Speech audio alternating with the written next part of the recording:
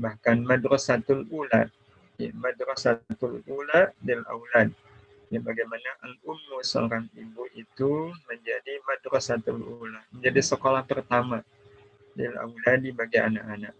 Jadi aslinya sebelum anak-anak itu sekolah di sekolah yang formal, mereka itu punya sekolah yang segala-galanya, dan itu namanya adalah al-um, ibu.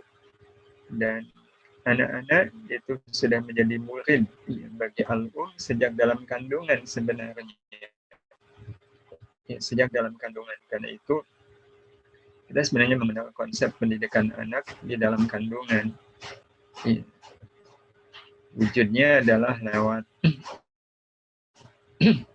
ya, jadi cara mengajarkan anak-anak bagi seorang ibu ketika di dalam kandungan adalah melalui rasa. Ya, bagaimana seorang ibu harus punya rasa yang benar ketika anak itu dalam kandungan, karena rasa itulah yang kelak diserap oleh anak. Jadi kalau selama seorang ibu ya mengandung, ya, dia punya rasa yang salah, ya seperti itu pula yang nanti akan dirasakan oleh anak. Rasa yang salah itu ya, semisal menyenangi keburukan, ya, tetapi tidak menyenangi kebaikan. Ya, dengar adzan rasanya nggak enak gitu. Nah itu ngeresep ke anak yang ada dalam kandungan. Ya, tapi kalau seandainya seorang ibu senang dengan bacaan Quran, ya, senang dengan suara adzan, senang dengan kalimat-kalimat zikir, maka itu yang nanti akan dirasakan oleh anak. Ya, ketika anak itu lahir. Ya, tapi ya tentu ini menjadi pelajaran bagi yang punya rencana, ya, punya keturunan lagi, nah mungkin dirancang. Kamu harus punya rasa yang baik. Jadi melihat yang buruk itu ya rasanya nggak suka. Melihat yang baik rasanya suka. Itu cara mendidik anak ketika dalam hubungan. Nah, tema kita hari ini tidak secara khusus yang mendidik anak dalam kandungan, tapi mendidik anak ketika sudah lahir. Al-ummu madrasatul aulad. Ibu adalah madrasah, sekolah bagi anak-anak. Jadi yang dirahmati Allah, mendidik anak itu sebenarnya adalah konsekuensi dari konsep rumah tangga baiti jannati. Ya, bukankah ini menjadi prinsip kita? Bagaimana baiti jannati, bagaimana rumahku itu menjadi surgaku. Dan pengertian baiti jannati ini amat sangat luas. Nah, salah satunya rumahku surgaku, itu memiliki makna rumah adalah tempat menyiapkan diri dan keturunan kita menjadi ahli surga. Jadi itu makna di balik baiti jannati, rumahku adalah surgaku. Jadi tidak hanya sekedar menjadikan rumah kita itu seperti kita berada di dalam surga. Karena kalau pengertiannya seperti itu, bisa jadi kemudian orang punya pikiran rumah harus mewah, harus ada taman bunga yang indah, penuh dengan makanan yang enak. Padahal bukan itu sebenarnya yang dimaksudkan dengan konsep baiti jannati. Ya, rumahku adalah surgaku. Ya, lebih cenderung berarti kita pahami bahwa rumah adalah tempat menyiapkan diri dan keturunan kita menjadi ahli surga. Nah, tentu tidak akan mungkin melahirkan ahli surga kecuali dari sosok yang sudah menjadi ahli surga. Meskipun bisa jadi juga ada yang jadi ahli surga itu anaknya duluan, yang bisa menyadarkan orang tuanya, itu juga ada. Tetapi tentu saja kalau harapan paling awal ya dari orang tua ke anak.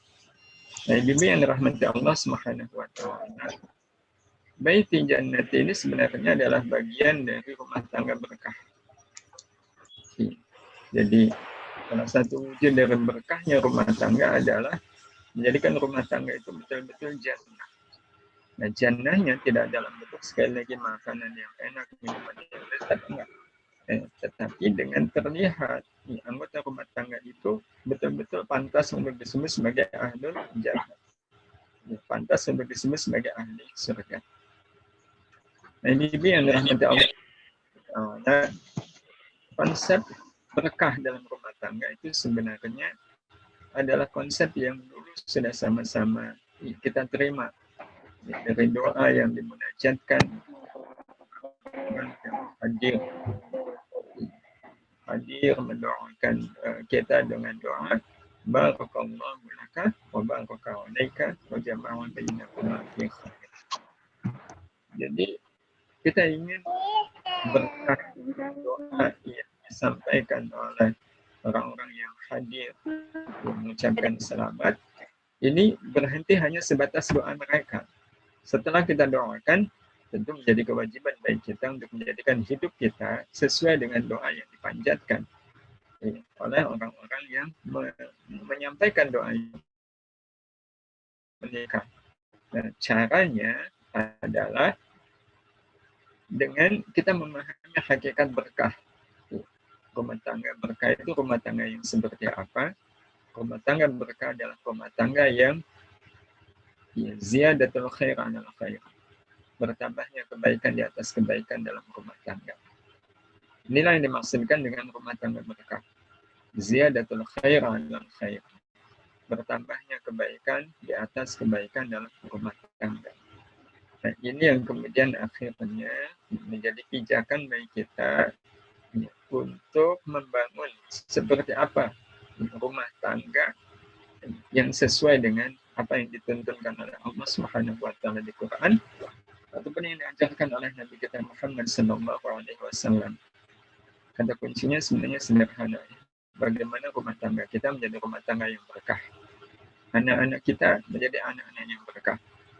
Karena tidak ada yang kita harapkan dalam segala apapun termasuk dalam berumah tangga kecuali berkahnya. Kita punya anak, apa yang kita harapkan dari anak kita? Berkahnya kita punya anak. Ya, kalaulah kemudian takdirnya berkecukupan, kan yang kita harapkan adalah berkahnya dari kecukupan. Sebagaimana juga di dalam kekurangan itu ada berkahnya. Karena itu orang-orang yang memahami nilai sebuah berkah, maka betul-betul mengejar berkah itu di atas mengejar dunia, di atas mengejar kesenangan dan kebahagiaan dunia. Karena kesenangan dan kebahagiaan dunia tanpa berkah itu akan jadi masalah. Sebuah rumah tangga, walaupun berkecukupan, yang dengan kecukupan itu membayangkan, ya, terbayang itu keluarga pasti bahagia, keluarga pasti tenang. Tapi kalau nggak berkah, kecukupan itu akan jadi masalah. Kecukupan itu akan jadi masalah. Sebagaimana juga kita sangat berharap ya, Allah karuniakan kepada kita anak itu menjadi keberkahan bagi kita. Nah, bagaimana agar anak ini menjadi keberkahan bagi kita? Pertanyaannya adalah dari mana kita bisa mendapatkan berkah ini? Nah, ada satu kaidah ya. Carilah segala sesuatu itu di tempatnya. Carilah segala sesuatu itu di tempatnya. Ini memang betul ya. Jadi kalau kita cari makan ya jangan cari di toko besi. Nggak dapat gitu. Kecuali kalau makanannya paku mungkin dapat. Gitu. Nah, maka demikian pula halnya kalau kita menginginkan rumah tangga kita berkah, di manakah kita bisa mendapatkan berkah itu? Nah, ibu yang dirahmati Allah, sebenarnya Allah sudah menyiapkan berkah. Berkah dalam segala hal. Itu dalam satu kalimat yang sangat masyhur, yaitu kalimat basmalah. Di dalam kalimat basmalah inilah tersimpan betul yang namanya barokah. Berkah itu ada di dalam kalimat basmalah. Nah, karena itu, bimbingan rahmat Allah Subhanahu wa taala. Cara agar kita bisa mendidik anak, di mana konsep mendidik anak itu kan yang paling penting adalah bagaimana anak kita menjadi ahli surga. Bagaimana anak kita menjadi ahli surga. Itu target dari kita mendidik anak. Nah, itu panduannya ada di dalam kalimat basmalah ini. Bismillahirrahmanirrahim. Ada pesan di balik kalimat basmalah.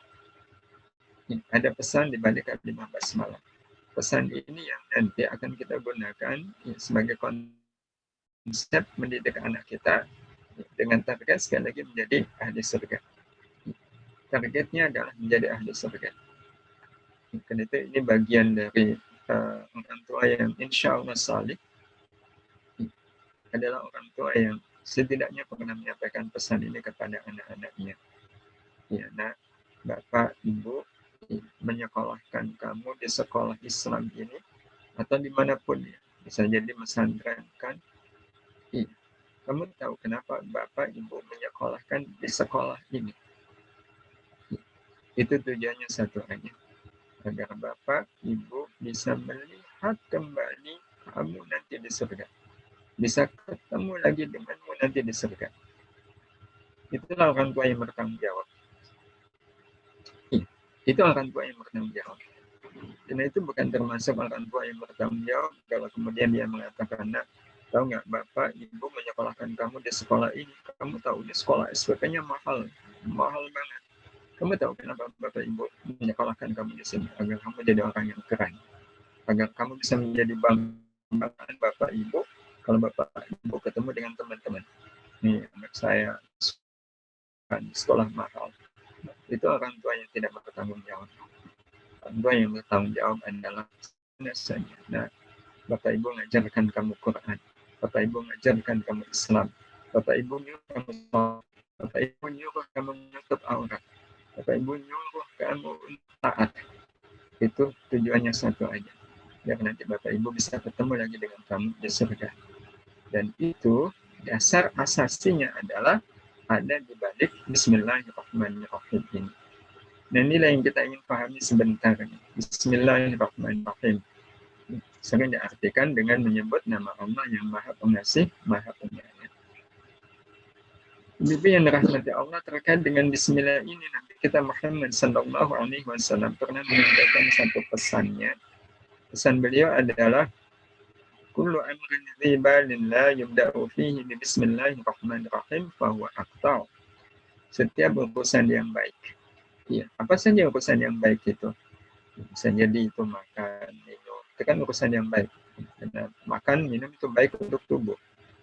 Apalagi mendidik anak. Apalagi mendidik anak. Oh, itu jelas baiknya. Tetapi urusan yang baik itu tidak diawali dengan Bismillahirrahmanirrahim. Tidak diawali dengan menyebut Bismillahirrahmanirrahim. Kata Nabi, fahuwa aqta'. Urusan yang baik itu akan terputus dalam artian tidak beroleh barokah dari Allah. Nah, kalau tidak memperoleh barokah dari Allah, ya nggak akan ada kebaikan. Nggak akan ada kebaikan. Berarti logika berbaliknya, mafhum mukhalafahnya. Kalau kita ingin urusan kita dalam segala hal, lebih-lebih dalam urusan mendidik anak, memberikan barokah, maka yang harus kita lakukan adalah mengawalinya dengan mengucapkan Bismillah. Karena itu, Bibi yang dirahmati Allah, hadis ini memberikan pesan kepada kita agar kita mengawali mendidik anak dengan mengucapkan kalimat Bismillahirrahmanirrahim. Tentu saja tidak cukup hanya sekedar Bismillah di lisan, tidak hanya sekedar di lidah, tapi bagaimana basmalah ini betul-betul menjiwai segala aktivitas kita di dalam mendidik anak. Nah, bagaimana penjiwaan itu bisa terjadi? Maka kita pahami sebentar kalimat basmalah ini. Kalimat basmalah di dalamnya mengumpulkan 3 nama Allah. 3 nama Allah itu yang pertama adalah Allah itu sendiri, dan kemudian 2 nama lagi adalah Ar-Rahman dan Ar-Rahim. Ini 3 nama yang subhanallah menjadi hal yang sangat penting khususnya di dalam mendidik anak. Di dalam mendidik anak. Bagaimana aktivitas mendidik anak itu selalu menghadirkan 3 nama ini. Jadi 3 nama ini menjadi 3 nama yang sangat penting di dalam proses mendidik anak. Bagaimana nama Allah, nama Ar-Rahman, nama Ar-Rahim itu selalu hadir. Selalu hadir dalam setiap proses kita membersamai anak, dalam setiap proses kita mendidik anak. Artinya, Bibi yang dirahmati Allah, kalau orang mendidik anak, dia mengabaikan nama Allah. Dia tidak menyertakan nama Ar-Rahman. Dia melupakan nama Ar-Rahim. Dari mana barokah dia mendidik anak itu akan dia peroleh? Tidak ada keberkahan bagi siapapun yang melakukan apapun, tapi tidak menghadirkan setidaknya 3 nama ini. Nah, Bismillahirrahmanirrahim itu sebenarnya adalah menjadi semacam pintu bagi kita untuk selalu menghadirkan ketiga nama ini dalam seluruh aktivitas hidup kita, lebih-lebih sekali lagi aktivitas mendidik anak. Nah, terus bagaimana kita bisa menghadirkan ketiga nama ini? Kita awali dari yang nama Allah terlebih dahulu. Itu kita temukan di dalam Bismillah. Dan ini menjadi bagian pertama dari Bismillahirrahmanirrahim. Bismillah diartikan dengan menyebut nama Allah. Berarti ada konsekuensi apa di sini, Ibu? Ada konsekuensi menjadikan semua tindakan kita adalah atas nama Allah. Menjadikan tindakan kita itu atas nama Allah. Bismillah dengan menyebut nama Allah berarti kan atas nama Allah. Nah, kalau atas nama Allah berarti semua tindakan kita tidak menyalahi kehendak dan keinginan Allah Ta'ala. Artinya, ketika ibu sedang mendidik anak, itu posisi ibu adalah mendidik atas nama Allah. Mendidik atas nama Allah. Berarti nama Allahnya harus dibawa. Nah, kalau nama Allahnya harus dibawa kan berarti cara ibu mendidik anak adalah tidak boleh menyalahi kehendak dan keinginan Allah. Jadi kalau logika sederhananya, kalau seandainya seorang camat menyampaikan sambutan tapi atas nama bupati, kira-kira sambutannya harus sesuai nggak dengan keinginan bupati? Ya, harus sesuai. Kalau Pak Camat menyampaikan sambutan atas nama bupati, tetapi dia menyampaikan sambutan sesuai dengan keinginannya, padahal keinginannya tidak sejalan dengan keinginan bupati. Kalau bupati tahu, dia apakan? Tegur. Sekali ditegur masih ngulang. Lama-kelamaan mutasi. Dan mutasi kalau masih ngulang bisa jadi dipecat. Dan maka Bismillah sekali lagi memberikan satu ikatan pada diri kita. Apa yang kita lakukan itu tidak boleh menyalahi kehendak dan keinginan Allah, karena kita sudah membawa nama Allah. Kalau ibu mendidik anak diawali dengan Bismillah, berarti ibu mendidik anak itu harus atas nama Allah. Allahnya selalu di bawah. Iya, Allahnya selalu di bawah. Dan pengertian Allahnya selalu di bawah itu apa? Contoh sederhana. Nih, sebagai orang tua, boleh nggak marah ibu? Saya nanya dulu. Saya nggak marah. Enaknya boleh ya. Sebab kalau nggak boleh, waduh, rasanya susah ini. Baik, ibu marah sama anak. Iya, boleh nggak? Boleh. Tetapi karena kita sebagai orang tua punya kewajiban mendidik anak, maka marah itu harus dalam rangka apa? Mendidik anak. Iya, marah itu harus dalam rangka mendidik anak. Nah, karena mendidik anak kita awali dengan Bismillah, maka marah itu harus atas nama Allah. Bagaimana marah kok atas nama Allah? Apakah mungkin ya kita marah atas nama Allah? Mungkin. Apa contohnya? Contohnya, semisal kita punya anak sudah balik. Kalau balik kan udah wajib sholat. Dia jam 2 siang belum sholat zuhur. Dan belum sholat zuhurnya karena main. Pas pulang, ibu tanya sama si anak, kamu dari mana? Main, Bu. Udah sholat zuhur belum? Belum. Boleh nggak ibu marah? Bukan cuma boleh, harus. Kenapa harus? Karena si anak melakukan sesuatu yang Allah nggak suka. Nah, disitulah ibu boleh marah, bahkan harus marah. Iya, siap-siap aja, pakai ekspresi marah. Nah, sebentar, duduk kamu. Kamu ini gimana sih? Masa jam 2 kok kamu belum sholat zuhur? Ya, kamu tahu nggak? Itu Allah nggak suka. Dan itu yang membuat ibu marah. Ibu marah ini karena kamu melakukan sesuatu yang Allah nggak suka. Kamu kan tahu, ya, kita bisa makan, kita bisa minum, kita bisa bernafas, itu kebaikan Allah. Kenapa Allah disia-siakan? Nah, itu namanya kita marah. Tetapi karena kita sebagai orang tua marah itu atas nama Allah, nah marahnya dibatasi. Dibatasinya berapa? Kata banyak orang, ya, orang tua kalau marah kepada anak, itu dibatasi maksimal Iya, atau tidak boleh lebih dari setengah menit. Bukan setengah jam, setengah menit. Jadi marahnya setengah menit.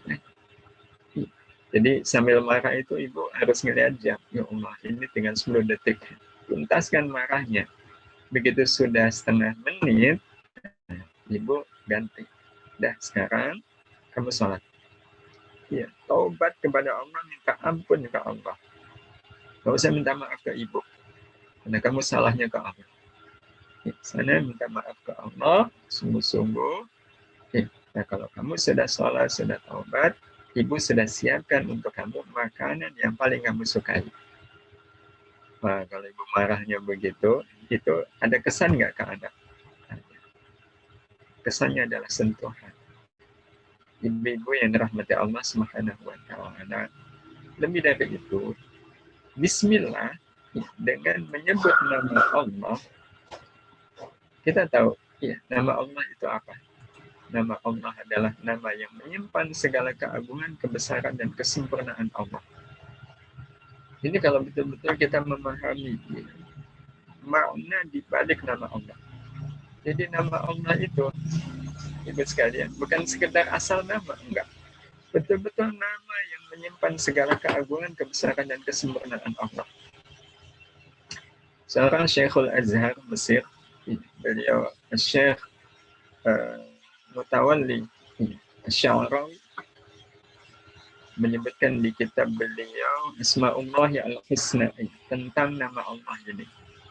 Dan beliau mengatakan nama Allah adalah Al-Ismud Dal ala Dzatil Jami'ah li Sifatil Uluhiyah. Kata beliau, nama Allah adalah nama yang menunjukkan atas zat yang mengumpulkan semua sifat uluhiyah. Jadi di dalam nama Allah itu tersimpan semua sifat uluhiyah. Apa itu sifat uluhiyah? Sifat uluhiyah kata beliau adalah sifat yang menunjukkan sempurnanya Allah. Jadi sifat yang mengumpulkan segala keagungan Allah, kebesaran Allah, ketinggian Allah, keagungan Allah, itu semuanya ada di dalam nama Allah ini. Dan nama Allah inilah yang kita sebut ketika kita mengucapkan. Atau mungkin ketika berhadapan dengan situasi, teman-teman jadi bisa memandang sesuatu itu dengan cara yang berbeda. Nah itu namanya apa ya namanya? Jadi ibu yang rahmati Allah Subhanahu wa Ta'ala, sedemikian tingginya keagungan yang tersimpan di dalam nama Allah, sampai-sampai Allah menyebut ciri orang yang beriman itu apa? Idza dzukirallahu wajilat qulubuhum. Apabila disebutkan nama Allah, tergetarlah hati mereka. Tergetarlah hati mereka, orang yang beriman itu menunjukkan apa, Ibu? Menunjukkan bahwa orang yang beriman itu amat sangat ta'zim kepada Allah. Amat sangat ta'zim kepada Allah. Dan ta'zimnya kita, tergetarnya hati kita ketika nama Allah disebutkan, itu sesuatu yang alami. Ya, sesuatu yang alami. Kenapa alami? Ibu bisa bayangkan kalau seandainya Ibu dikenalkan dengan seseorang.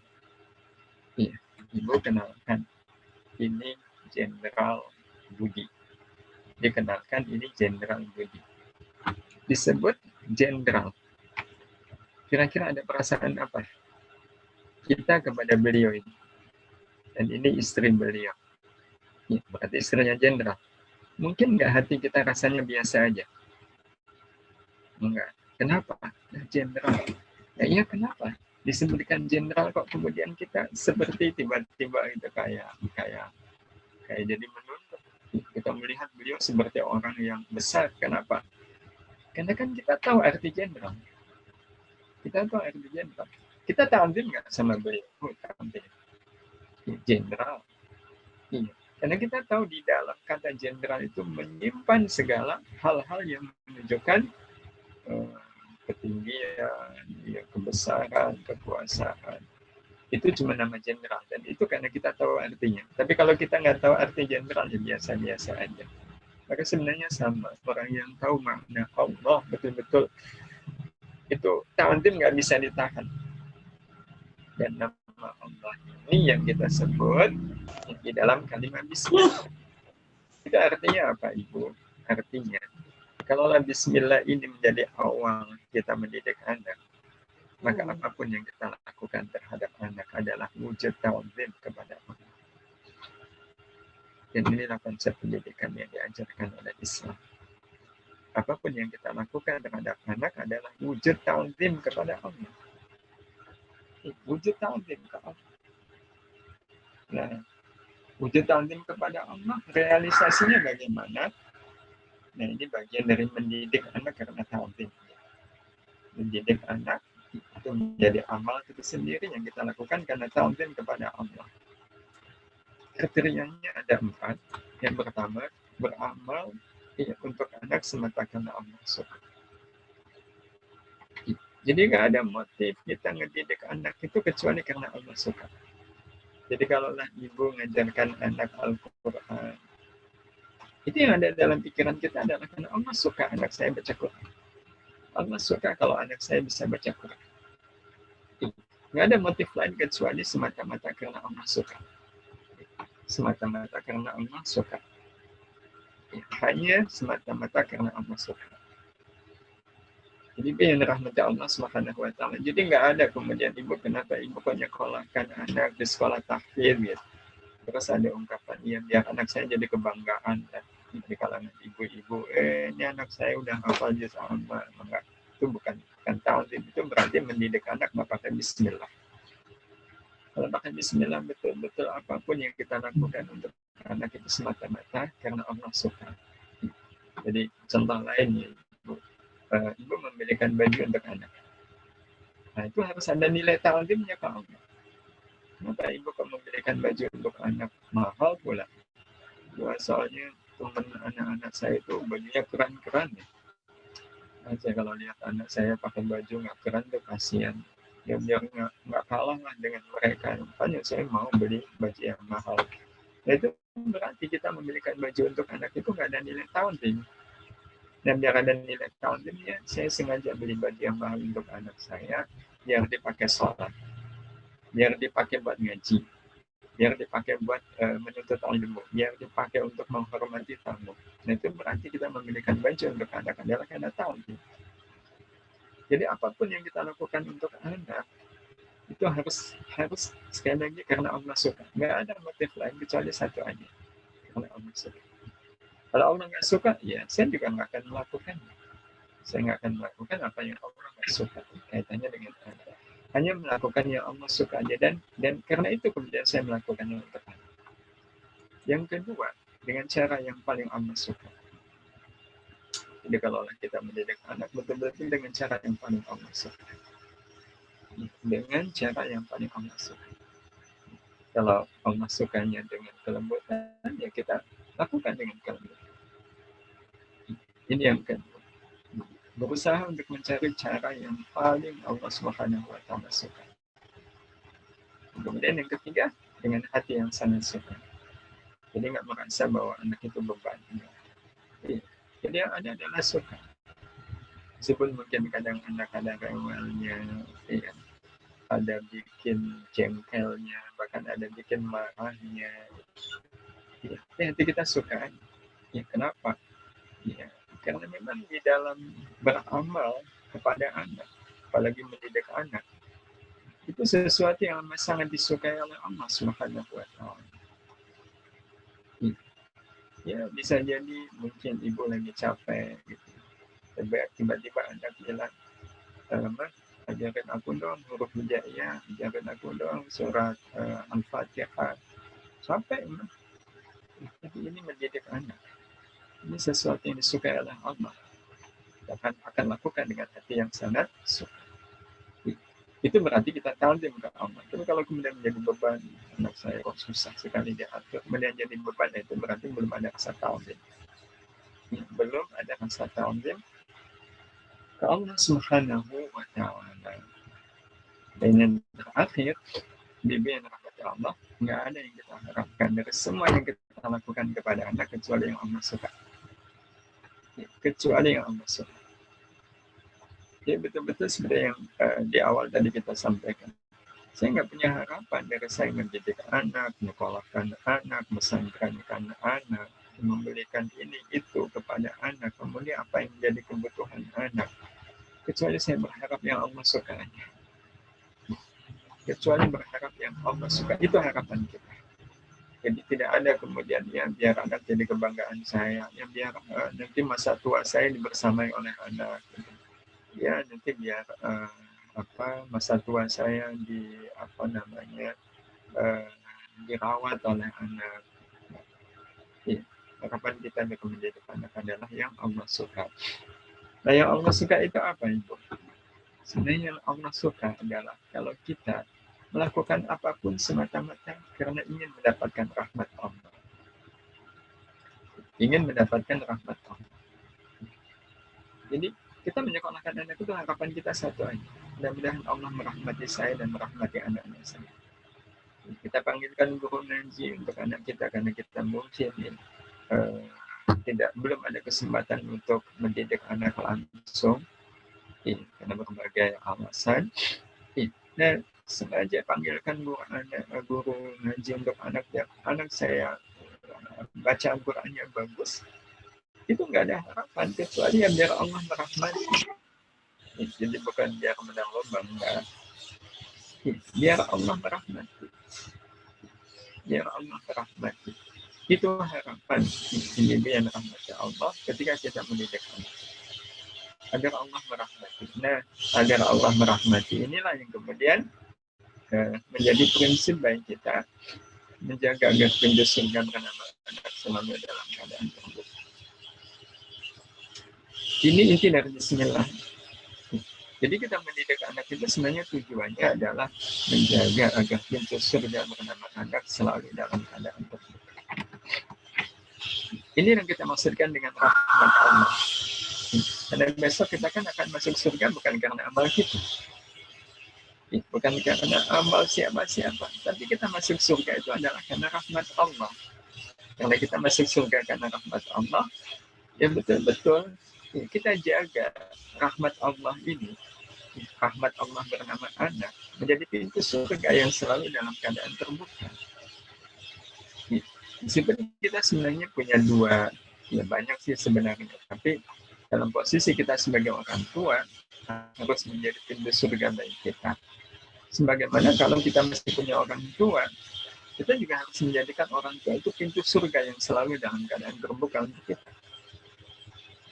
Jangan sampai kemudian pintu surga bernama anak ini tertutup. Kenapa bisa tertutup? Ini bisa jadi orang tuanya menyia-nyiakan. Orang tuanya tidak menjadikan anak itu sebagai ladang amal. Marah, tapi marahnya karena emosi.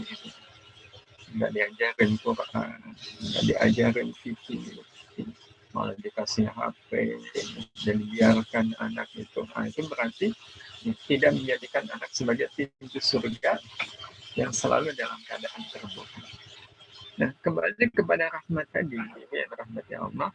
Rahmat Allah itu ada dua. Ada rahmat bernama Rahman dan ada rahmat bernama Ar-Rahim. Apa bedanya? Kalau Rahman itu memiliki makna dua rahmatan wasi'ah. Allah itu zat yang memiliki rahmat yang sangat luas. Ya, sedemikian luasnya sampai-sampai Allah berfirman di surat Al-A'raf ayat 156, rahmati wasi'at kulla syai', dan rahmatku itu meliputi segala sesuatu. Rahmatku itu meliputi segala sesuatu. Karena rahmatku itu meliputi segala sesuatu, maka kita betul-betul memahami sejatinya anak itu adalah rahmat Allah. Iya, sejatinya anak itu adalah rahmat Allah. Nah, tapi saya jadi susah. Anak susah diatur, anak maunya menang sendiri, suka melawan, dan gimana? Anak bisa menjadi rahmat kalau keadaannya bikin saya susah. Sebenarnya kalau bicara soal kesusahan, itu kalau mau dibuat logika, Ibu, kalau seandainya Ibu ditelepon oleh seseorang, katakan namanya Pak Dermawan. Bu, maaf ini, saya baru saja utusan orang. Ya, ceritanya saya baru saja dapat rezeki ini. Yang telepon istrinya Pak Dermawan tadi. Saya nitip ke utusan saya ini, nggak banyak sih Bu, uang untuk ibu, ya 3 M, 3 miliar. Ibu kaget nggak? Oh kaget.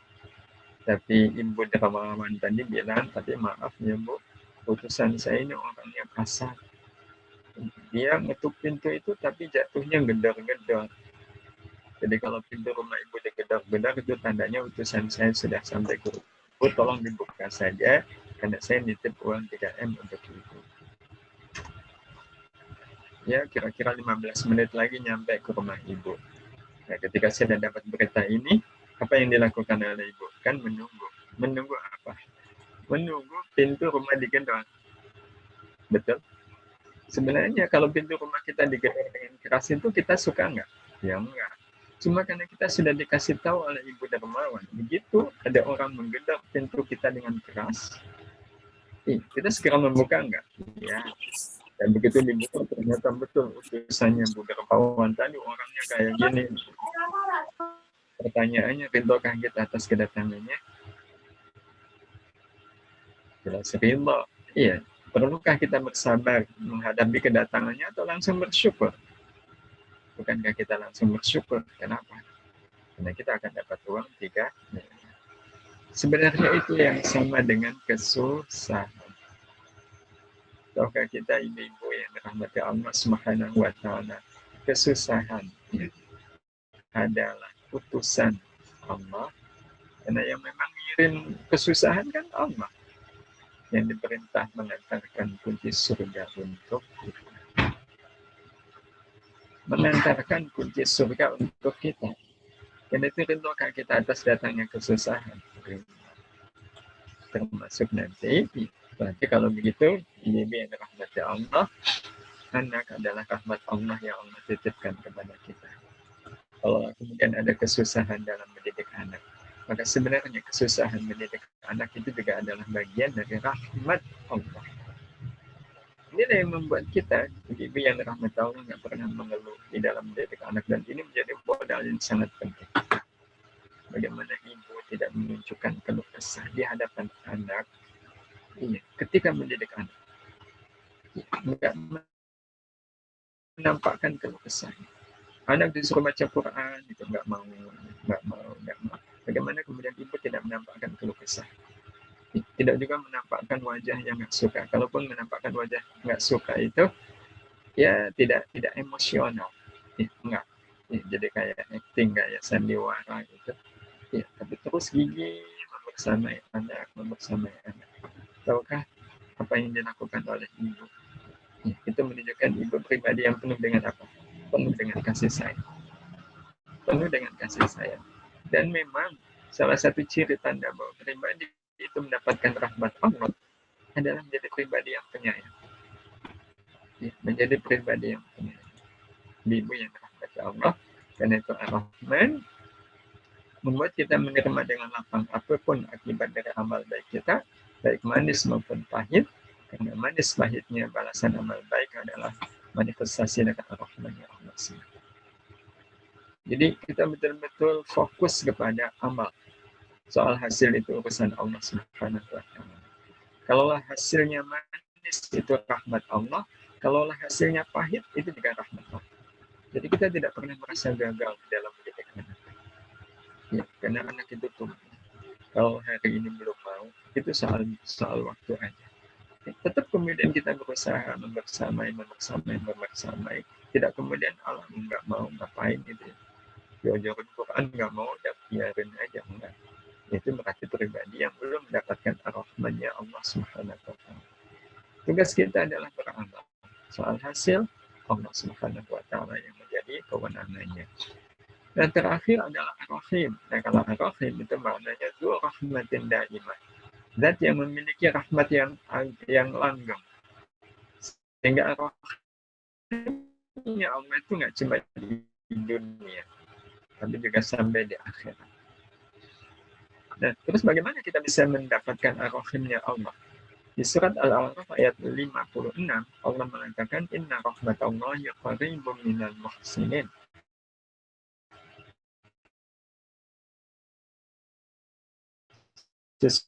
Sesungguhnya rahmat Allah itu dekat dengan muhsinin.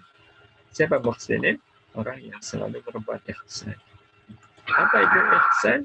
Nabi pernah menjelaskan, kau mengabdi kepada Allah seolah Allah melihatmu. Artinya ihsan ini mengajari kita kaitannya dengan mendidik anak, ini tidak melihat apapun dan siapapun dalam amal baik kita kepada anak selain hanya melihat Allah. Dan ini menjadi sesuatu yang penting. Konsep ihsan di dalam mendidik anak. Tidak melihat apapun dan siapapun dalam mendidik anak itu kecuali hanya melihat Allah. Hanya melihat Allah. Ya, nggak melihat yang lain. Sama sekali nggak melihat yang lain. Apalagi melihat suaminya gimana nih ke saya kalau saya nggak ngajarin Quran. Enggak. Saya yang dilihat itu Allah saja. Allah. Ini amal antara saya dengan Allah. Anak ini adalah sosok yang dihadirkan oleh Allah yang dalam hidup saya agar saya bisa melakukan amal yang terbaik untuk Allah. Sehingga waktu kita mendidik anak itu betul-betul kita pahami ini sebagai amal saya untuk Allah. Maka kita katakan tadi bahwa orientasi kita adalah amal. Hasil itu Allah. Yang penting saya udah maksimal mendidik anak. Rahmati Allah SWT. Nah, wujud kita betul-betul melihat Allah dalam mendidik anak adalah ini. Tidak memuji anak karena dunianya. Ini. Tidak memuji anak itu contohnya sebenarnya.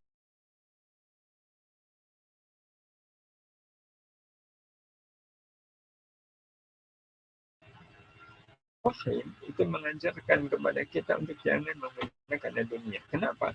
Karena Allah tidak pernah melihat manusia dari sisi dunianya. Iya, enggak.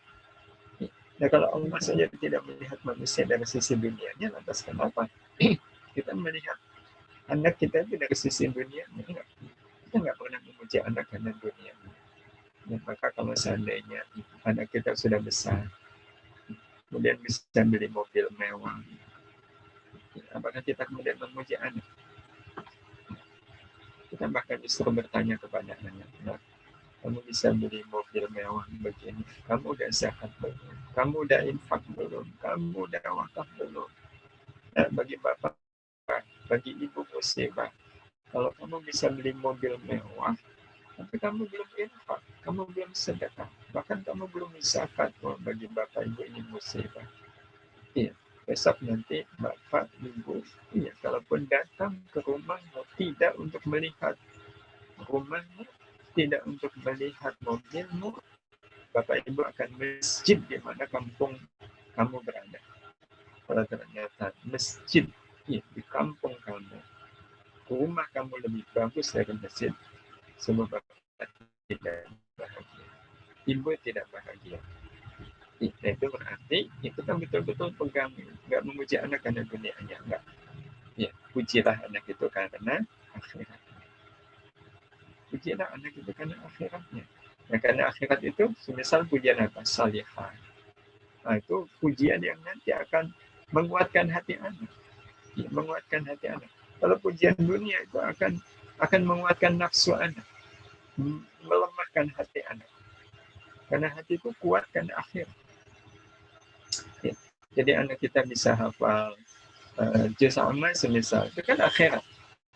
Kita puji, tapi dengan pujian akhirat. Oh, salihahnya anak mama, ya Allah, terima kasih. Ya, telah jadikan anakku ini hafal juz amma. Itu artinya memuji anak karena akhirat. Jadi tidak memuji anak karena dunia. Jadi kalau anak kita bisa berdandan dengan baik, nggak usah dipuji dan dandan. Ya, kalau dipuji itu karena faktor akhiratnya. Oh, enggak, tahu nggak? Kamu berpakaian rapi begini. Itu berarti Allah suka sama kamu. Karena Allah itu jamilun yuhibbul jamal. Allah suka dengan kerapianmu. Allah suka dengan kebersihanmu. Nah, jadi kita memuji itu lagi-lagi atas nama Allah, bukan atas nama kita. Jadi kita selalu menghadirkan Allah dalam pujian, dalam apapun. Termasuk nanti, ini penting bagi kita menjadi yang rahmat Allah, lepaskan segala kebaikan anak dari kebaikan kita. Lepaskan kebaikan anak dari kebaikan kita. Maksudnya, kalau anak kita baik, Nggak usah lah kita mengaitkan kebaikan anak itu dengan kebaikan kita. Nggak usah. Kita harus melepaskan. Kita harus melepaskan. Jadi tidak kemudian, oh, Bu, luar biasa ya, putri ibu kok solihah begitu. Terus, ya dong, siapa dulu ibunya. Nah, itu sudah. Nanti nilai ngedidik anak, nilai menjadikan anak baik itu menjadi hilang. Oke. Nah, terus yang kita lakukan apa? Yang kita lakukan adalah ar-rahim. Ar-rahim berarti memahami dan merasakan semua amal baik yang telah kita lakukan kepada anak adalah wujud dari rahimnya Allah SWT. Bu, putra ibu kok luar biasa. Allah yang membuat putri saya itu luar biasa. Kalau bukan rahmat Allah, anak saya nggak mungkin bisa jadi juara. Kalau bukan karena rahmat Allah, ya nggak mungkin anak saya jadi punya prestasi. Jadi kita selalu menyandarkan kebaikan anak itu kepada Allah, tidak kepada kita. Jadi kalau sampai kemudian ya langsung saya gigi itu, ya sekolahnya gimana caranya anak saya itu belajar. Oh saya ketati itu, oh, kalau saya nggak begitu nggak mungkin anak saya jadi juara. Nah, itu nilai mendidik anaknya menjadi hilang. Keberhasilan di dalam mendidik anak itu semata-mata adalah karena rahmat Allah dan itu yang harus kita rasakan dan itu menjadi satu pesan tersendiri dari ar-rahimnya Allah Subhanahu wa Ta'ala. Demikian ibu-ibu salihah yang bisa saya sampaikan. Ya, mudah-mudahan sedikit ini bermanfaat. Ya, terima kasih Mbak Sinta telah memfasilitasi majelis ini. Mudah-mudahan Allah membalas dengan sebaik-baik balasan. Sepertinya saya kembalikan kepada Mbak Sinta, monggo kalau masih ada waktu mungkin kita bisa lanjutkan dengan dialog. Terima kasih.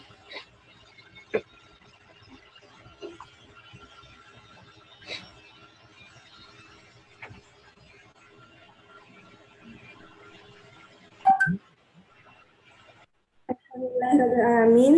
Terima kasih Abi Syatori yang sudah memaparkan materinya ya pada siang hari ini. Jadi itu ya bunda-bunda ya, bagaimana kita bisa mendidik anak bersama anak-anak kita gitu ya. Oke, syukron Abi. Ini berarti kita ada sesi untuk tanya ya. Para bunda kami persilakan. Oke, Abi ini ada pertanyaan melalui WA ya, saya bacakan ya Abi ya. Suara Sinta terdengar ya Bi ya? Ya, insya Allah. Alhamdulillah. Ini dari Bunda Wiji Lestari. Pertanyaannya, gambaran-gambaran kurikulum pendidikan Islam yang sesuai dengan Al-Quran yang dapat dijadikan acuan untuk para bunda dalam mendidik buah hati ketika di rumah. Gambaran-gambaran kurikulum pendidikan Islam yang sesuai dengan Al-Quran yang dapat dijadikan acuan untuk para bunda dalam mendidik buah hati ketika di rumah sehingga terwujudlah generasi robani kebanggaan Islam. Itu, Bi. Gimana gambaran kurikulumnya? Ya, baik, terima kasih. Gambaran tentang kurikulum pendidikan anak itu, inti dari pendidikan anak kan pertama, ya, anak itu kelak nanti akan menjadi generasi yang dalam bahasa Rasul Sallallahu Alaihi Wasallam itu beliau menyebutnya sebagai wasyabun nasya'a fi ibadatillah. Ini bagaimana anak-anak kita itu tumbuh dalam keadaan beribadah, dalam keadaan menghamba, mengabdi kepada Allah Subhanahu wa Ta'ala. Itu harapan dari Rasulullah Sallallahu Alaihi Wasallam. Yang berarti kurikulumnya adalah menjadikan anak-anak ya kita adalah anak-anak yang betul-betul ya dia paham bahwa saya tumbuh itu harus dalam rangka mengabdi kepada Allah. Nah, agar anak-anak kita tumbuh dalam pengabdian kepada Allah Subhanahu wa Ta'ala berarti kita harus mengenalkan Allah kepada anak-anak kita sedini mungkin. Tentu dengan metode yang sesuai dengan umur. Tentu mengenalkan Allah ke anak-anak kita yang masih TK berbeda dengan kita mengenalkan Allah kepada anak-anak yang sudah remaja bahkan sudah dewasa yang target utamanya anak-anak kita itu standar bahwa anak-anak kita mengenal Allah itu ya mengenal Allah dengan semua nama-namanya itu. Karena itu penting juga mengajarkan nama-nama Allah kepada anak-anak kita. Ya, Allah, Ar-Rahman, Ar-Rahim, Al-Malik, Al-Qudus, As-Salam. Ya, awalnya mungkin mengenalkan nama-namanya dulu, ya, sehingga mereka kemudian tahu Allah itu punya nama Ar-Rahman, Ar-Rahim, Al-Malik, Al-Qudus sampai As-Sabr itu hafal, itu bagus. Nah, tapi setelah itu kemudian ada pemaknaan. Ada pemaknaan. Secara bertahap kita kenalkan Ar-Rahman itu artinya begini. Ya, sampai pada tingkat nanti kita sampaikan kepada anak kita bahwa Allah itu Ar-Rahman, Allah itu penyayang. Ya. Dan kasih sayang Allah itu, ya, sebagaimana ayat yang tadi kita sampaikan, Al-A'raf ayat 156, wa rahmati wasi'at kulla syai'. Sampai pada tingkat nanti anak-anak kita memahami bahwa sehat itu kasih sayang Allah, sakit adalah kasih sayang Allah. Kaya itu kasih sayang Allah, miskin adalah kasih sayang Allah. Nah, ke situ nanti arah kurikulumnya. Jadi monggo nanti bisa diatur ya. Bagaimana agar anak ini, karena banyak orang yang baru merasakan kasih sayang Allah itu ya kalau dia mendapatkannya. Sehingga kalau kasih sayang Allah itu nggak nyampe ya dia tidak merasakan kasih sayang Allah itu. Jadi itu bagian dari kurikulum, mengenalkan Allah dengan baik dan benar, dan fasilitas untuk mengenalkan Allah itu adalah mengenalkan Allah melalui nama-namanya. Ya, karena itu sangat baik sebenarnya kalau seandainya di rumah kita nama-nama Allah itu terlihat dengan mudah, ya, terlihat dengan gampang, ya. Bisa dibaca, bisa diingat. Gitu. Sampai sekali lagi, ya kita sebagai orang tua mengajarkan Al-Ghafur itu artinya apa. Jadi itu targetnya mengenalkan nama-nama Allah Subhanahu wa Ta'ala. Nah, setelah mengenalkan nama-nama Allah itu berarti nanti kita sudah memberikan fondasi kuat dalam soal akidah. Dan fondasi yang kuat soal akidah ini nanti akan menjadi asas, fondasi yang baik untuk menanamkan nilai-nilai ibadah. Nah, diajarkan bagaimana kita sebagai muslim itu harus sholat. Nabi kan menuntunkan kepada kita, ajarkan anakmu sholat ketika usia 7 tahun dan pukullah ketika usianya sudah 10 tahun. Nah, kata pukullah di sini itu harus difahami secara hiperbol. Hiperbol itu artinya tidak kemudian ini menjadi kesempatan, ada hadisnya yang memukul anak. Itu kalau dalam bahasa balaghahnya harus difahami berbalik. Berbalik itu artinya usia 10 tahun anak itu harus sudah mandiri sholat. Nah, itu gimana caranya? Nah, ini memang tugas kita sebagai orang tua. Sehingga betul-betul tumbuh kesadaran pada anak di usia 10 tahun itu. Jadi kata pukul lah itu menunjukkan berarti anak harus sudah jadi. Karena logikanya kan sulit gitu. Seorang ayah, seorang ibu mukul anaknya. Ya, meskipun kemudian sebagian ulama ada yang menafsirkan hadis ini secara harfiah. Harfiah itu artinya memang kalau anak usia 10 tahun belum sholat ya orang tuanya boleh mukul. Tapi syaratnya mukulnya bukan mukul yang menyakitkan. Ya, mukul sebagai tarbiyah kepada anak. Tapi bisa jadi dalam bahasa yang lain tadi ya. Sebelum anak usia 10 tahun itu orang tua harus gimana caranya agar anak ini di usia 10 tahun dia sudah mandiri untuk sholat. Dan kalau anak di usia 10 tahun sudah mandiri untuk sholat, itu mudah nanti menanamkan kemandirian dalam amal-amal yang lain. Karena sholat itu menjadi asas segala kebaikan. Nah, sehingga akidahnya baik, ibadahnya baik. Nah, kalau akidahnya baik, ibadahnya baik, maka insya Allah akhlaknya juga baik. Karena sebenarnya akhlak itu adalah buah dari baiknya akidah. Kalau anak akidahnya baik, ibadahnya baik, berarti dia ibadah itu semata-mata karena akidahnya. Sampaikan dia ibadah itu karena ta'zimnya ke Allah. Dan kalau orang ibadah karena ta'zim kepada Allah, maka hasil dari ibadahnya adalah hadirnya akhlak-akhlak yang baik. Begitu Ibu yang bisa saya sampaikan. Allahu a'lam. Nabi, saya izin membacakan pertanyaan berikutnya. Ini dari Bunda Mega. Abi, sejauh mana orang tua boleh mengancam dan menghukum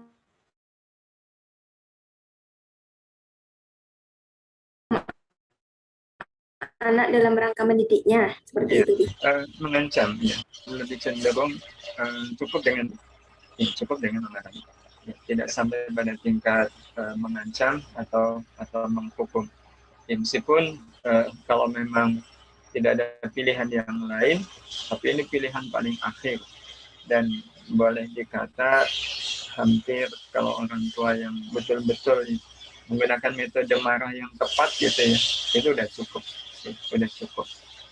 Cuma memang seperti yang tadi kita sampaikan, marahnya itu betul-betul marah atas nama Allah, bukan atas nama emosi, bukan atas nama ketersinggungan, bukan atas nama saya kok diremehkan oleh anak, ini anak kok harus dikasih pelajaran nih, apalagi sampai dengan fisik, enggak.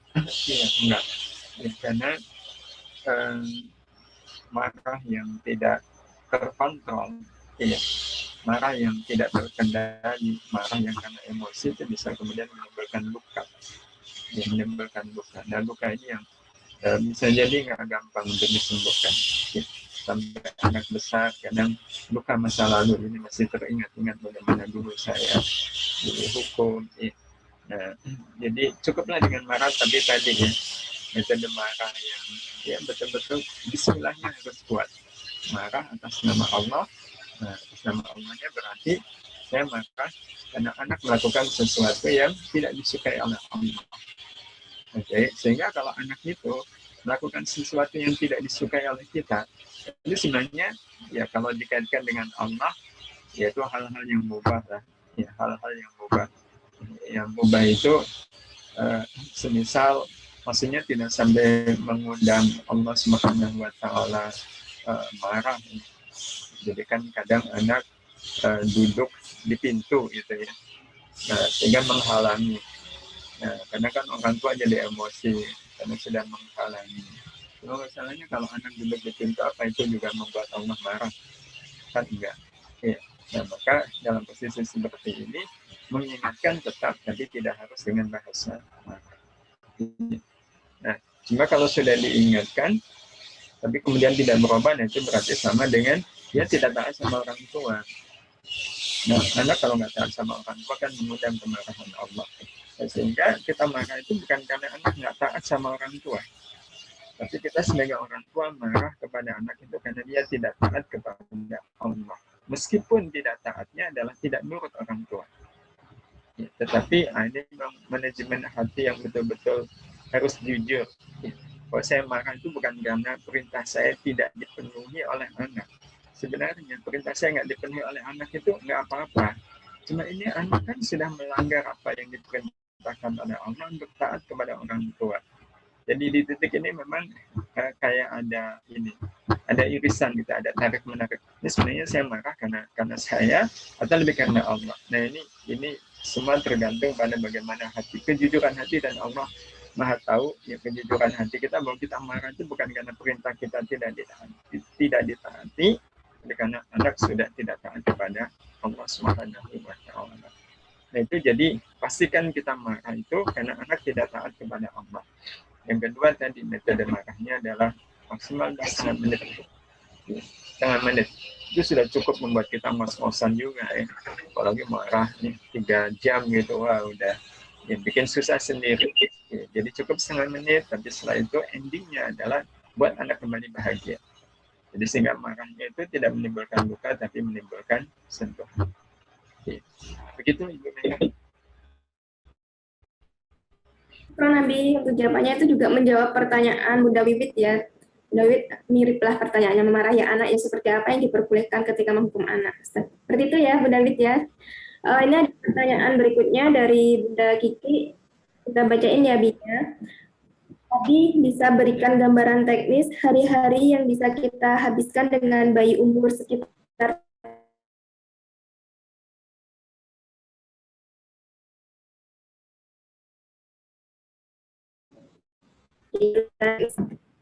silakan Bi. Iya, ya baik, terima kasih. Hal yang disebutkan di dalam Al-Quran Allah menyebut kata as-sam'u itu mendahului kata al-absar. Jadi semisal ini kalau dikaitkan dengan Quran nih, di surat An-Nahl gitu. An-Nahl ayat 78. Ya, ayat 78. Allah akhrajakum min butuni ummahatikum la ta'lamuna syai'a wa ja'ala lakum as-sam'a wal absara wal af'idah la'allakum tashkurun. Allah yang mengeluarkan kalian dari perut ibu kalian dalam keadaan tidak mengetahui apapun, tapi dalam keadaan bodoh. Dan Allah menjadikan untuk kalian pendengaran, penglihatan, akal dan hati agar kalian bersyukur.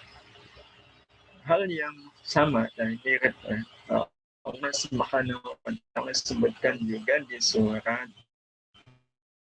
Al-Mulk ayat 23. Qul huwallazi ansha'akum, dialah Allah yang telah menumbuhkan kalian, wa ja'ala lakum as-sam'a wal absar, pendengaran, penglihatan dan hati, la'allakum tashkurun, agar kalian bersyukur. Tapi di Al-Mulk ayat 23 ini Allah menutupnya dengan qalilan ma tashkurun, sedikit sekali di antara kalian yang bersyukur. Berarti memang mensyukuri nikmat pendengaran, penglihatan, akal dan hati itu tidak mudah. Khusus untuk anak-anak yang masih bayi, berarti peran mensyukuri pendengaran, penglihatan, akal dan hati itu ada pada orang tua. Nah, caranya, karena Allah menyebut pendengaran itu lebih dahulu daripada penglihatan, berarti fungsi pendengaran pada anak-anak itu lebih kuat daripada fungsi penglihatan. Dan itu yang bisa dilakukan oleh ibu-ibu dengan anak yang masih 3 adalah memaksimalkan fungsi pendengarannya. Memaksimalkan fungsi pendengarannya. Dengan cara diperdengarkan segala hal yang baik. Diperdengarkan segala yang baik. Al-Quran, kalimat zikir. Termasuk juga adalah pesan-pesan kebaikan. Nah, terutama kalau pesan kebaikan itu disampaikan oleh ibunya. Karena anak itu amat sangat dekat dengan ibunya. Sampaikan kepada si anak itu kisah-kisah. Walaupun anak itu ya nggak tahu dengar apa. Kalau dengar pasti. Tapi ini yang kita yakini, insya Allah apa yang kita sampaikan ke anak itu membekas. Nah, salah satunya nanti kalau semisal si anak ini waktu usia 3 bulan tadi sering diperdengarkan surat An-Naba, sering diperdengarkan surat An-Naba. Kita nanti satu saat ketika anak sudah betul-betul pikirannya jalan, ketika mendengar surat An-Naba itu seperti dia teringat dengan apa yang dulu pernah dia dengar. Dan sebagian ada yang kemudian menyampaikan caranya begini. Caranya jadi dibagi ibu ya, dibagi. Nah, dibaginya itu semisal seminggu ini full diperdengarkan hanya surat An-Naba. Jadi nggak diperdengarkan surat yang lain. Nah, tujuannya biar nggak bingung. Iya. Ya sama dengan kita, kalau terlalu sering mendengarkan macam-macam kan akhirnya jadi kayak benang kuat gitu, nggak ada yang nyampal. Tapi kalau dengarkan hanya satu gitu, akhirnya kan masuk. Nah, maka fokus kepada satu surat dulu, satu surat seminggu gitu. Nanti setelah itu minggu berikutnya surat An-Nazi'at, terus menerus ketika ada waktu-waktu luang. Ya, mudah-mudahan itu bagian dari ikhtiar agar pikiran anak itu terisi dengan ayat-ayat suci Al-Quran. Dan apa yang didengar itu kan masuk ke dalam pikiran, dan apa yang ada dalam pikiran bisa nanti masuk ke dalam hati. Allah. Syukur Nabi untuk jawabannya. Ini sudah jam 2:30, masih ada 2 pertanyaan. Kita mohon izin untuk membacakan 2 pertanyaan, Bi. Boleh. Monggo. Ini dari Bunda Tarsini. Assalamualaikum Abi. Mohon izin pencerahan terkait perkataan dalam tanda kutip jangan kepada anak yang sering jadi pro kontra dalam proses mendidik anak. Jazakumullah khair Abi. Ya, baik kata jangan sering ya memang ada pro kontra ya, ada khilaf gitu istilahnya. Ada yang mengatakan jangan dilakukan karena nanti akan membuat anak nggak punya mental berani. Ya, tapi ada yang mengatakan ya tetap harus. Ya, agar anak tahu mana yang harus dilakukan dan mana yang tidak harus dilakukan. Saya posisi menengahi aja. Kalau itu tidak ada kaitan dengan baik dan buruk, ya, dengan baik dan buruk, maka sebaiknya tidak menggunakan kata jangan. Ya, kalau tidak ada kaitan dengan soal baik buruk.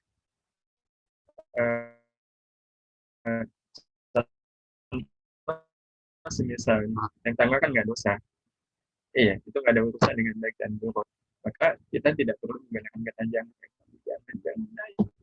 naik, enggak. Ya, justru yang harus kita lakukan adalah menemani ya, si anak itu, menemani, menjaga, itu biarkan aja dia naik. Ya, toh kalau dia semisal nggak bisa kan karena kita ada di dekatnya, insya Allah nggak bahaya. Ya, itu yang kemudian kita lakukan kalau memang nggak ada kaitannya dengan soal bahaya. Ya, ngambil gelas bisa jadi bahaya, cuma kan bahayanya nggak sampai dosa, ya, cuma pecah aja. Ya, nah, posisi seperti ini maka tidak menggunakan kata. Tapi kalau dia berusaha membersamai dan kalau memang bahaya diambil tapi tanpa harus memaksa dengan cara proses pengalihan, dialihkan ke hal-hal yang lain. Tapi kalau itu sudah urusannya dengan dosa, jangan ya sesuatu yang tidak disukai oleh Allah, meskipun dia masih kecil, maka kita harus mengatakan jangan, harus mengatakan jangan. Jadi contoh misal anak kita masih kecil, masih usia setahun atau ya, 2 tahun gitu, nah, di tempat umum gitu, kemudian dia mau melepas jilbab untuk dia putri, nah kita boleh mengatakan jangan dibuka. Nah, kenapa? Karena ada kaitannya dengan hal-hal yang arahnya kepada baik dan buruk. Nah, anak kita melewati orang yang sholat yang jangan. Kenapa? Karena itu hal yang memang ada kaitannya dengan soal baik. Kamu jangan lewat depan orang sholat. Nah, tapi kalau misal naik tangga tadi mau dipesan jangan naik tangga. Enggak. Pesannya adalah nanti kalau naik tangga bilang ya sama itu. Ya. Begitu soal saya punya pandangan kapan mengatakan jangan dan kapan tidak bisa mengatakan jangan. Allah, terima kasih. Syukran Abi. Untuk pertanyaan terakhir kita bacakan ya Bi. Assalamualaikum Abi. Ahwan bertanya, apabila ketika orang tua pernah melakukan kesalahan dalam mendidik anak ketika kecil, saat membiasakan sholat, puasa, dan ibadah lainnya, tapi dengan cara yang salah, misal kalau enggak sholat dipukul dan lain-lain. Nah, akhirnya ketika sudah remaja, anak malah jadi malas sholat, Bi. Itu gimana cara pendekatan yang dapat orang tua lakukan agar anak bisa melakukan sholat bukan karena takut pada orang tua, tapi karena cinta sama Allah. Jazakallah khairan Abi. Ya, baik, terima kasih. Pertanyaan terakhir insya Allah. Caranya adalah dengan ditaubati kesalahan itu. Ya, mohon ampun kepada Allah Subhanahu wa Ta'ala dan kemudian sampaikan kesalahan itu kepada jujur kepada itu lebih baik. Sampaikan kepada jujur ibu masih kurang ilmu. Ibu jadul dengan didik kamu dengan cara yang berbeda. Kalau zaman ibu kayak gitu itu nggak apa-apa. Tapi kalian kan hidup tidak di zaman ibu. Ya. Akui di hadapan ibu sama. Ibu minta atas kesalahan yang sudah dilakukan di masa lalu. Akui tidak usah ada gengsi, ada apa, ya, sampaikan dengan jujur, ya, sampaikan kepada ibu sudah minta maaf sama betul-betul ibu atas kesalahan yang ibu lakukan di masa itu. sekali. Ya. Nah, sekarang mari kita sama-sama bekerja saling bahu, harus saling salah, sama ibu, kita takut sama Allah Subhanahu wa Ta'ala. Mudah-mudahan dengan cara seperti itu kemudian jadi terbuka karena ibunya mau minta maaf atas kesalahan, dan setelah itu ya lebih dekat lagi dengan ya, karena anak yang sekali marah itu biasanya ada jarak. Tapi insya Allah itu akan bagus kalau orang tuanya betul-betul menunjukkan perubahan, kasih sayang yang melimpah. Dan sebenarnya mendidik anak itu adalah mengisi hati anak. Ya, karena pendidik itu adalah mengisi hati anak, maka temukan jalan menuju hati. Dan tidak ada jalan menuju hati kecuali jalan bernama kasih sayang. Dan basmalah mengajarkan kepada kita untuk memiliki kasih sayang itu bukan kasih sayang pribadi, tapi kasih sayang yang diambil dari Allah Subhanahu wa Ta'ala, dan kita terus anak. Sehingga kita menyayangi itu adalah bukti dari kasih sayang Allah. Sehingga anak-anak kita terima kasihnya tidak ke kita, tapi terima kasihnya ke Allah. Sehingga kalau anak nggak terima kasih ke kita, ya nggak apa-apa. Ya nggak apa-apa. Dan biasanya kalau mereka terima kasih ke Allah, ya pasti akan terima kasih ke orang tuanya. Tapi bukan itu kita menyayangi mereka. Sudah cukup menjadi kebahagiaan kita ketika kita melihat anak-anak kita menjadi hamba Allah. Ketika anak-anak kita hidupnya manfaat ya, untuk Allah Subhanahu wa Ta'ala. Walaupun mungkin ya, karena kesibukan mereka di dalam beramal, akhirnya mereka harus jauh dari kita, sehingga bisa jadi di masa tua sendirian, ada kita berjuang dengan segala amalnya, dan kita nggak ada masalah, karena dunia ini sementara, ya, semua pasti akan berpisah, insya Allah mudah-mudahan, dengan kita mendidik anak dengan baik dan benar, kelak nanti Allah akan pertemukan kembali kita dengan anak kita di surga, insya Allah. Allah begitu, singkat juga. Ibu semuanya, saya mohon maaf kalau apa yang saya sampaikan mungkin tidak sesuai dengan ekspektasi ibu-ibu. Mudah-mudahan Allah membantu saya, membantu kita semua, dan menjadikan kehidupan kita insya Allah menjadi teladan bagi anak-anak. Hadani Allah wa iyyakum ajma'in. Assalamualaikum warahmatullahi wabarakatuh. Waalaikumsalam warahmatullahi wabarakatuh.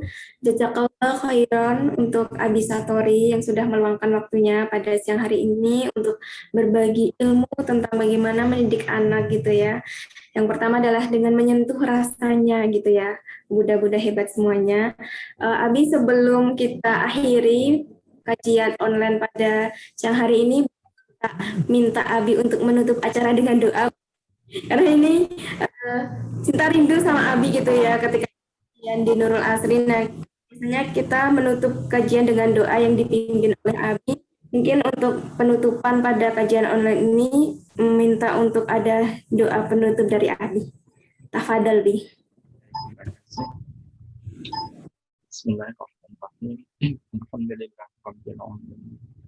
Allahumma shalli ala sayyidina Muhammad wa ala alihi wa ashabihi ajma'in.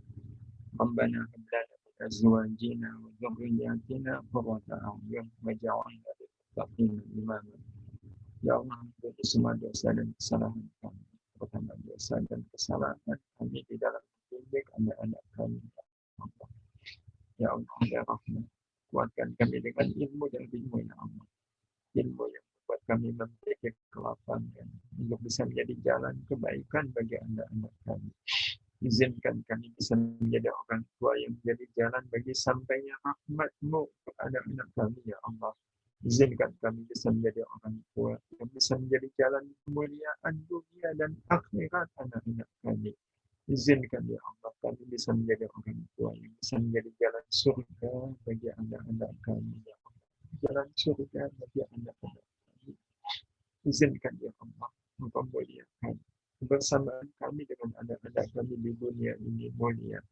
Ya Allah, utuhkan kembali kebersamaan kami dengan anak-anak kami di akhirat nanti mulia. Dengan Kau kumpulkan kembali kami dengan anak-anak kami di surga ya Allah. Tempatkan kami di surga yang sahabat. Ya Rahmatika ya Rahim. Rabbi ja'alni muqimas salati wa min dhurriyyati. Rabbana wa taqabbal du'a.